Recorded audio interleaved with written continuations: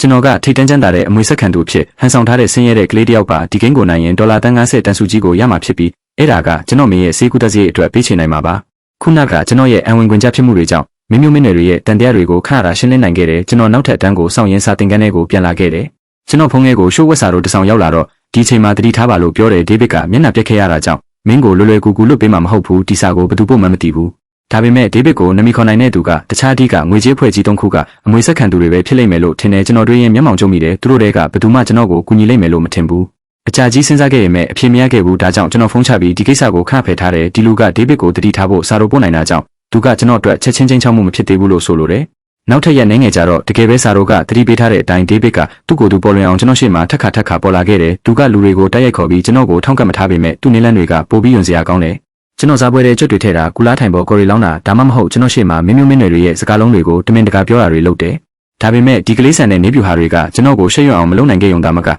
ကျွန်တော်ကအကုန်လုံးကိုနေလန်းတူနဲ့ပြန်တိုက်ခိုက်ခဲ့တယ်ဒါကြောင့်ဒီချိန်တွင်ဘလို့နောက်ပြောင်မှုတွေပဲဖြစ်ကျွန်တော်ကဒေးဗစ်ကိုပဲအပြစ်တင်ခဲ့တယ်နောက်ဆုံးတော့ဒေးဗစ်ကဆက်ပြီးမခံနိုင်တော့ပဲရက်နေငယ်ကြအောင်ကျွန်တော်ကိုအနှောက်အယှက်ပေးတာရက်သွားခဲ့တယ်မကြခင်မှာပဲလောဝက်လောက်ကုံဆုံးသွားပြီးဂိမ်းကအရေးကြီးတဲ့အဆင့်ကိုရောက်လာပြီးကျွန်တော်ကစူကြီးကိုရဖို့ပိုနီးလာခဲ့တယ်ဒီအချိန်မှာကျွန်တော်နဲ့အမလီရဲ့ဆက်ဆံရေးကပိုပြီးရင်းနှီးလာခဲ့တယ်ဂူမီသားစုရဲ့တခင်လေးဖြစ်ကျွန်တော်ရဲ့အထောက်ထားကြောင့်ချမ်းသာတဲ့မင်းမျိုးမင်းတွေအများကြီးကကျွန်တော်ကိုကဖားနာထောင်ဖို့ရောက်လာကြတယ်ကျွန်တော်ပိုက်ဆံအိတ်ကတဖြည်းဖြည်းဖောင်းလာခဲ့တဲ့အရာအလုံးကကောင်းမွန်တဲ့လမ်းကြောင်းပေါ်ရွေ့လျားနေပုံရတယ်ဒါပေမဲ့အချိန်ကြာလာတာနဲ့အမျှအားနည်းချက်တွေကအမြဲပေါ်လာတယ်ကျွန်တော်ထုတ်ပိုးတွေတဲဖို့ကူညီပေးခဲ့တဲ့မိုက်ကကျွန်တော်အကြောင်းထူးဆန်းတာတစ်ခုကိုတတိထားမိတယ်ဘာလို့လဲဆိုတော့သူကကျွန်တော်တစ်ပတ်အတွင်းအဝတ်စားတူကိုနှစ်ခါဝတ်ထားတာတွေ့ခဲ့လို့ပဲဒီအချိန်တွေကအခွင့်အရေးရှိတဲ့နေရာမှာကြီးပြင်းလာတဲ့တခင်လေးတွေနဲ့တခင်မလေးတွေအတွက်တေးစေလောက်တဲ့တခါယဉ်ကျေးမှုတင်နန်းပြီးတော့ကျွန်တော်ကြောဖို့အိတ်ကိုရှာဖွေထားတာတွေ့ခဲ့ရတယ်အဲ့ဒီနောက်ကျွန်တော်ထိတ်လန့်ကြပတ်ဝန်းကျင်ကိုကြည့်တော့ထွက်ပြေးဖို့စူးစမ်းနေတဲ့မိုက်ရဲ့နောက်ကျောကိုချက်ချင်းလန့်တွေ့ရတယ်ကျွန်တော်ချက်ချင်းတတိထားမိသွားတယ်ကျွန်တော်ကမင်းမျိုးမင်းတွေအကြောင်းဆူဆောင်းထားတဲ့အချက်လက်တွေကိုအကြာကြီးဖုံးကွယ်ထားခဲ့ရမယ်ကျွန်တော်ကိုပထမဆုံးစေတနာပြခဲ့တဲ့မိုက်လိုလူကအကျိုးမြတ်အတွက်ဘယ်ချိန်မဆိုကျွန်တော်ကိုတစ္ဆာဖောက်နိုင်နေဆိုတာသိတယ်သူသားကျွန်တော်ကအစားအသောက်တောင်မတက်နိုင်တဲ့တာမန်လူတယောက်ဆိုတာသိသွားရင်သူ့ရဲ့စိတ်တညံ့ဖြစ်မှုကကျွန်တော်ကိုအယူမူလက်စားချေလိမ့်မယ်ယဉ်ကျေးမှုတင်နန်းတက်နေတော့မိုက်ကကျွန်တော်စီကိုတမင်လာပြီးကျွန်တော်3ရက်လောက်ဝတ်ထားတဲ့အကန့်တက်ထုတ်ဖိနက်တွေကိုလက်ညှိုးထိုးပြတယ်ပြီးတော့အတန်ကျဲလောင်စွာကြီးညာတယ်ကူတခင်လေးခင်ဗျာဒီအကန့်တက်ထုတ်ဖိနက်တွေကိုခင်ဗျာ3ရက်လောက်ဝတ်ထားတာကျွန်တော်တွေ့နေရတယ်ဘာလို့မလဲသေးတာလဲဂူမီသားစုကြီးမှာဖိနက်တရံအောင်ဝယ်ဖို့ပိုက်ဆံမရှိတော့တာလားလူတိုင်းရဲ့မျက်လုံးတွေကကျွန်တော်စီချက်ချင်းရောက်လာတယ်ဒီတို့တန်တွေကတစ်ခုပြီးတစ်ခုထွက်ပေါ်လာတယ်တယောက်ကပြောတယ်သူကကူတခင်လေးအဲ့ဒီဖိနက်တွေကိုအချိန်ပေါင်းများစွာဝတ်ထားတာလဲတွေ့ဘူးတယ်တယောက်ကပြောတယ်သူကကူတခင်လေးလုံးဝမဟုတ်တာလားမင်းမျိုးမင်းတွေဖြစ်ဟန်ဆောင်ထားတဲ့ညစ်ပတ်တဲ့တာမန်လူတွေကတယောက်လားမိုက်ကပတ်ဝန်းကျင်ကတန်တရားတွေပိုကြီးလာတာကိုကြားတော့ကြည်နူးတဲ့အပြုံးကိုမဖုံးကွယ်နိုင်ခဲ့ဘူး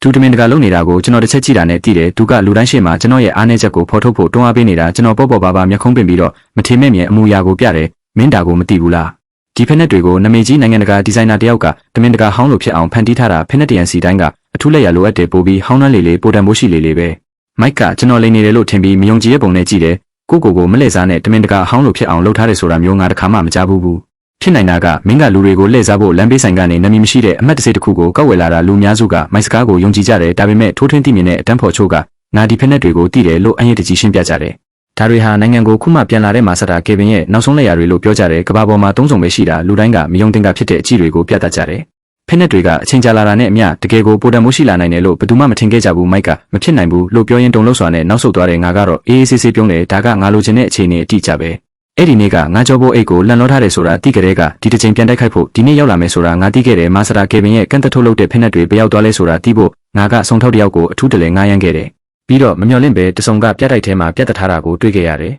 ်အထက်တန်းကျောင်းမှာငါတိဆောက်ခဲ့တဲ့ထိတ်တန်းချမ်းသာတဲ့မိသားစုရဲ့နမီကုံသတင်းကိုတုံးပြီးငါကပြတိုက်ဒရိုက်တာကိုချင်းချောက်ခဲ့ပြီးတော့ငါမှကျန်တဲ့ပိုက်ဆံနေငယ်နဲ့နောက်ဆုံးတော့ဖိနက်တွေကိုငားရမ်းခဲ့တယ